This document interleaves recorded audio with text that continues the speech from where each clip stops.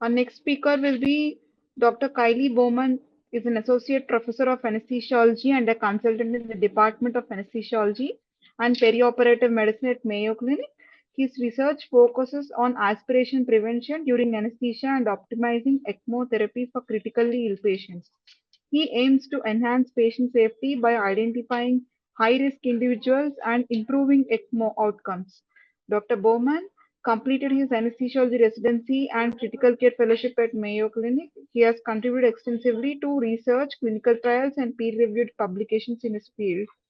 And he will be presenting ventilation strategies in VV ECMO.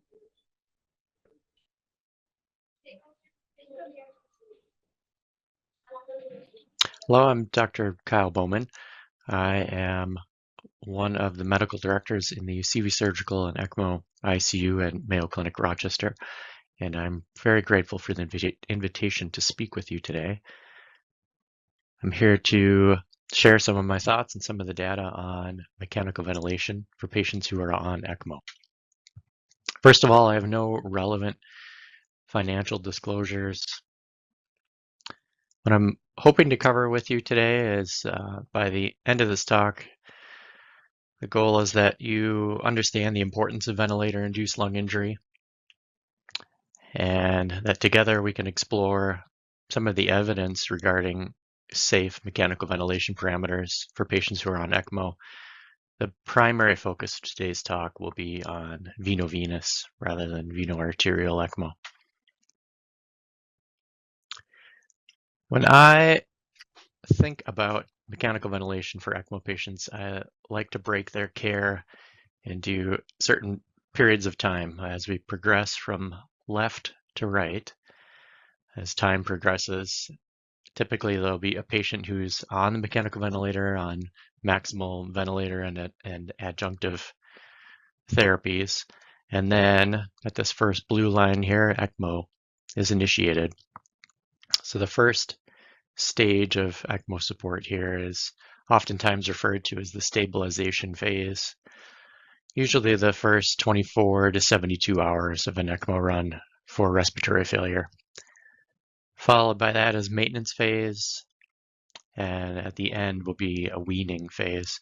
You can see the ventilator blue bar at the top is hashed because in some patients they are actually extubated and no longer have ventilator support during some part of their ECMO run.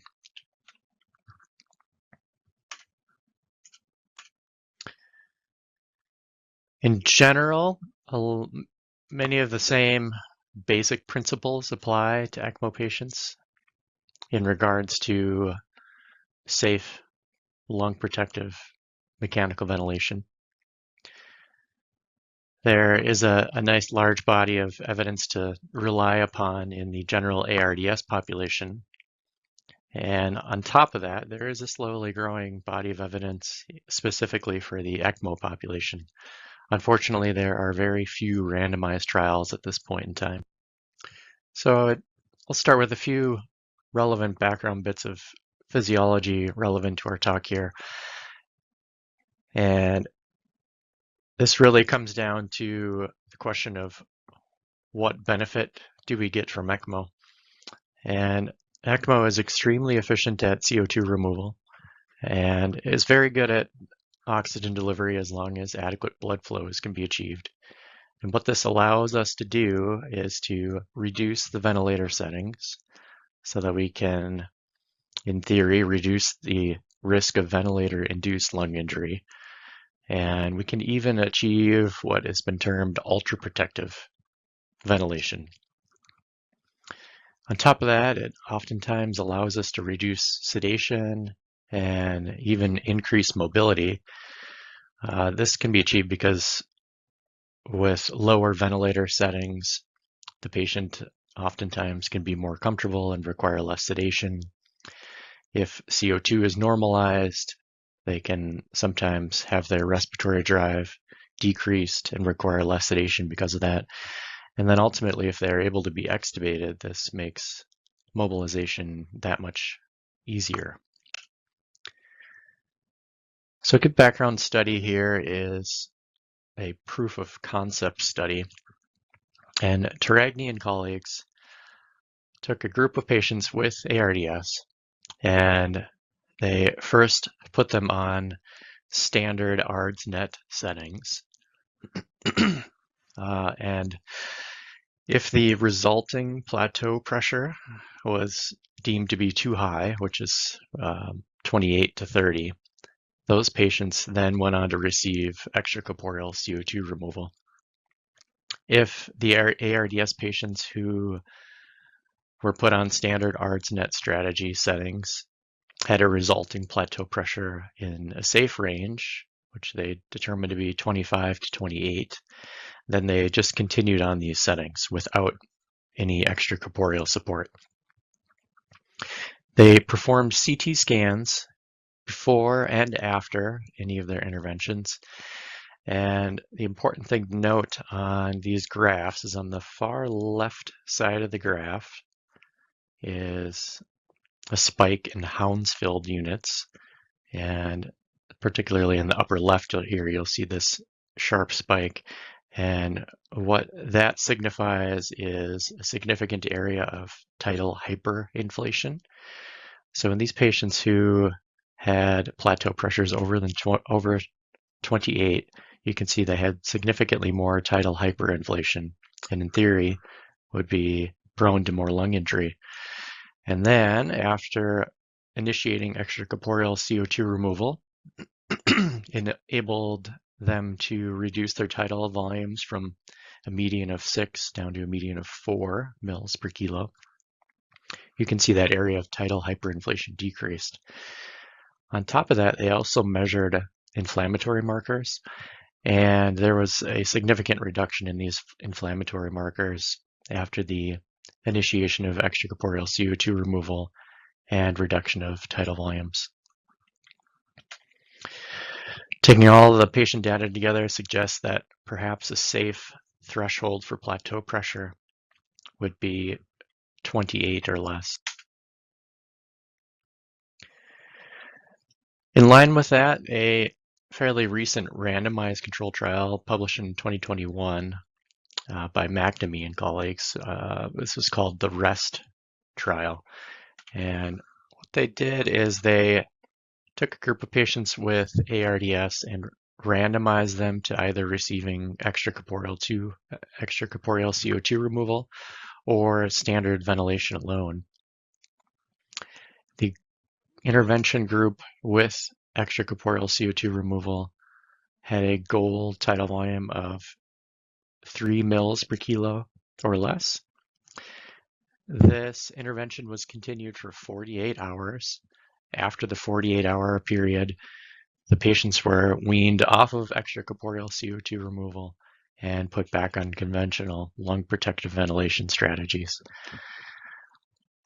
Unfortunately, the trial was ended early for futility. The primary outcome, the 90-day mortality, was no different in the two groups.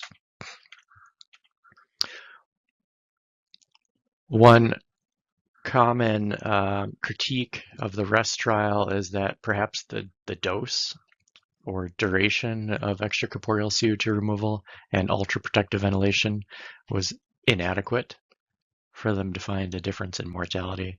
As I mentioned before, they only used the intervention for 48 hours.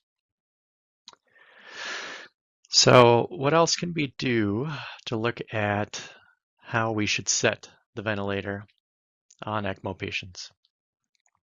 We can take data from the EOLIA trial, and looking at their protocol in the EOLIA trial, patients who were randomized to ECMO support were assigned these ventilator settings. Now, the EOLIA trial is our best evidence to date to support the use of ECMO support for severe ARDS. Therefore, if there was a signal of mortality benefit in this trial, then perhaps we should follow something close or even identical to these ventilator settings. The next notable study here is by Chui and colleagues. This is an observational study, and they specifically looked at patients with ARDS supported on ECMO. And what they found is that driving pressure was significantly associated with mortality.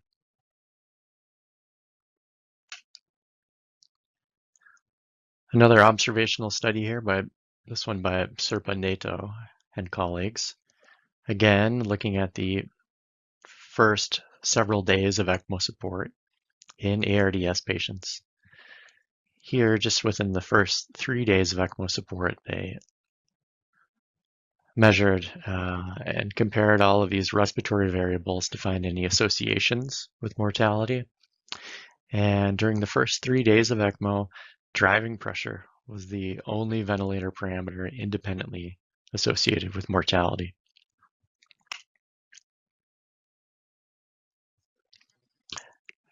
Again, here, an observational study by Chui and colleagues, again, during the first 3 days of ECMO support.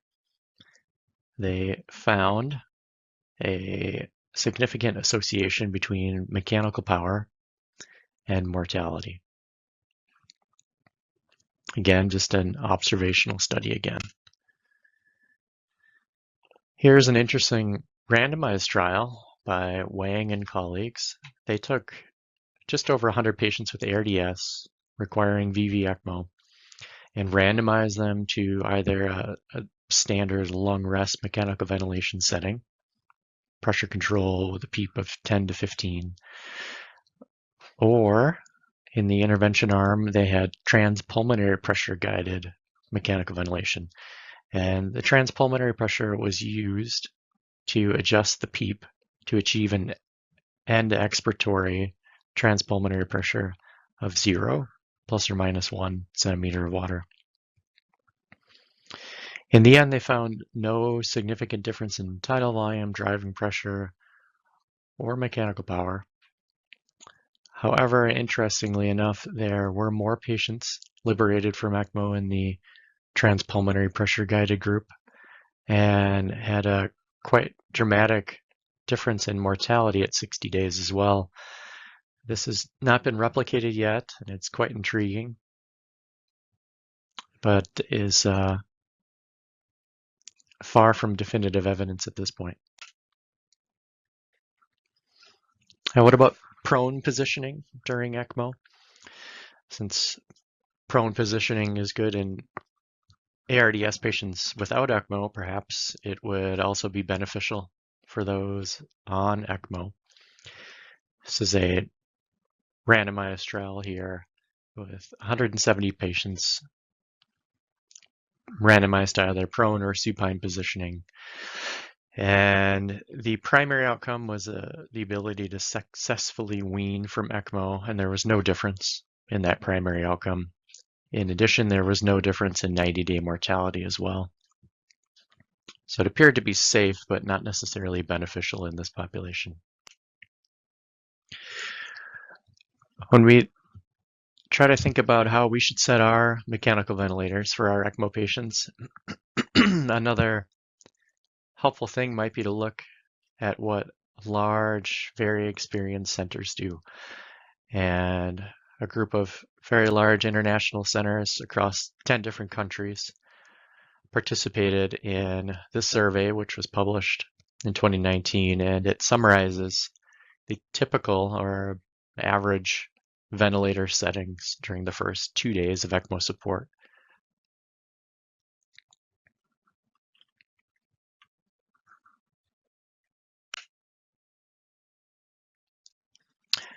Another large survey of ELSO centers here looked at ventilator settings for VV ECMO, and similar findings were found in this as well. All seem to be consistent with the data that I've presented to date in this presentation. So the perfect ventilator settings remain an important question. And in this white paper, published by several renowned international ECMO leaders. They laid out what their suggested initial mechanical ventilation settings would be during ARDS. And again, these are quite similar to what has been recommended and supported by the data that I've presented so far in this presentation. To further refine this, there are current and future trials underway. There is an RCT being performed in the UK, which is now funded. And there's also a trial called the Ultra ECMO RCT, comparing 6 mils per kilo versus 4 mils per kilo. The data from these will be extremely helpful. Another very interesting concept that came up just in 2023 here is this idea of an injury threshold. And for any given lung or any given patient, a combination of tidal volume and pressure can define the upper limit of safe settings.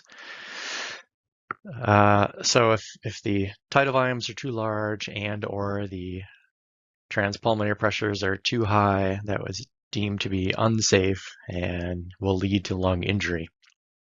Lower tidal volumes and lower pressures will be safer. And the reason why I think this is quite helpful is because this threshold for injury may not be the same for every patient and may not be the same at every time point in their clinical course. Imagine a fresh ARDS patient, let's say from aspiration, and during the first 48 hours after that aspiration event, the inflammatory milieu is very high, and you can imagine those lungs are very susceptible to lung injury.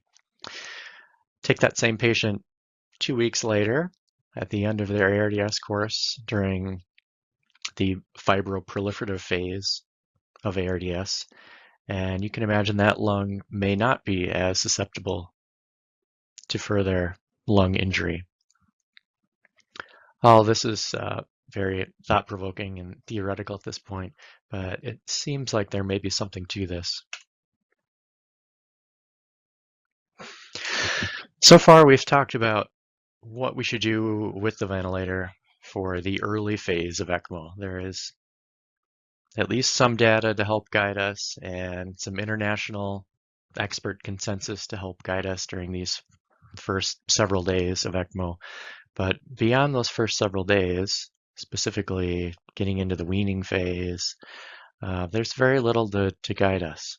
It becomes a much cloudier picture. One of the key topics involved in this discussion is spontaneous ventilation and its impact on the patient and their course. The risks of spontaneous ventilation is that if they have a strong inspiratory effort or strong respiratory drive, they put their lungs at risk of increased lung stress and injury. But on the other hand, decreasing sedation and allowing spontaneous ventilation may reduce diaphragm atrophy, and also vice versa. Allowing spontaneous ventilation can also help us reduce sedation needs. So how do we go about weighing these risks and benefits?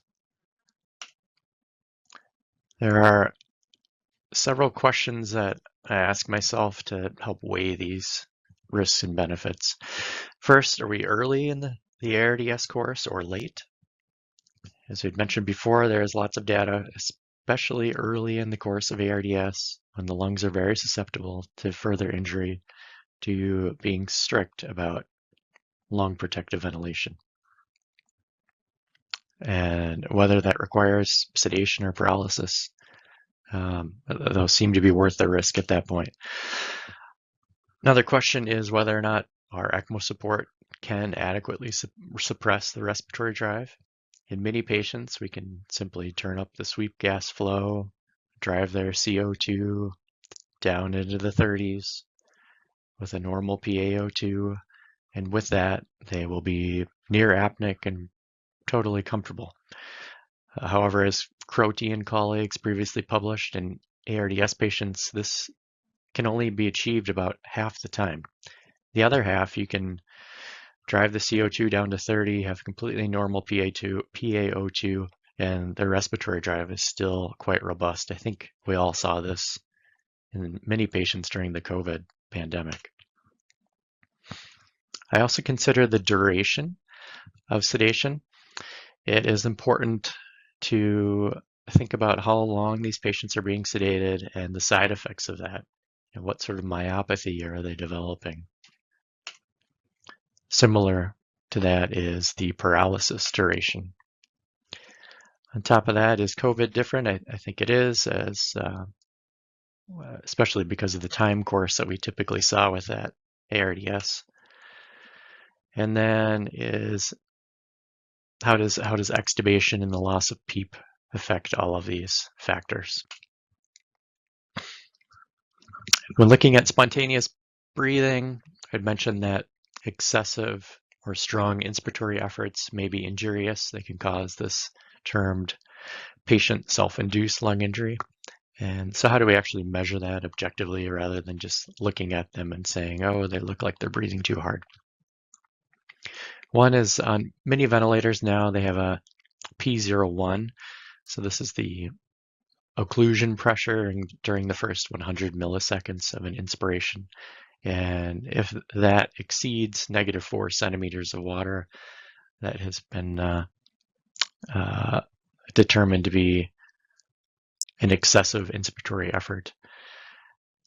If you have an esophageal balloon in place, you can use esophageal manometry as well. The threshold for that has commonly been cited as greater than a 15 centimeter of water change. Further research on this is needed and has been highlighted in this white paper by several international experts. They specifically point to several key research areas that are focused on ventilation in ECMO. So in summary, I think there is good evidence for how to handle the mechanical ventilator early during the ECMO course for ARDS. And on the very bottom here, this green slice here it shows that we should be focusing primarily on lung protection during the first several days of ECMO support. After that, our priorities gradually shift more towards rehab. And hopefully, by focusing less on lung protection, this aligns with the evolving state of the lungs, and hopefully at the same time their threshold for further lung injury is also improving.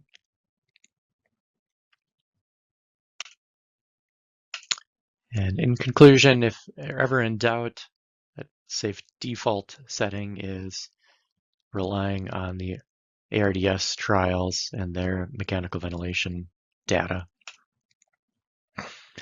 We are finding more consistent mortality associations with driving pressure, transpulmonary pressure, sedation and paralysis duration, mechanical ventilation duration, and expiratory transpulmonary pressure for this patient population.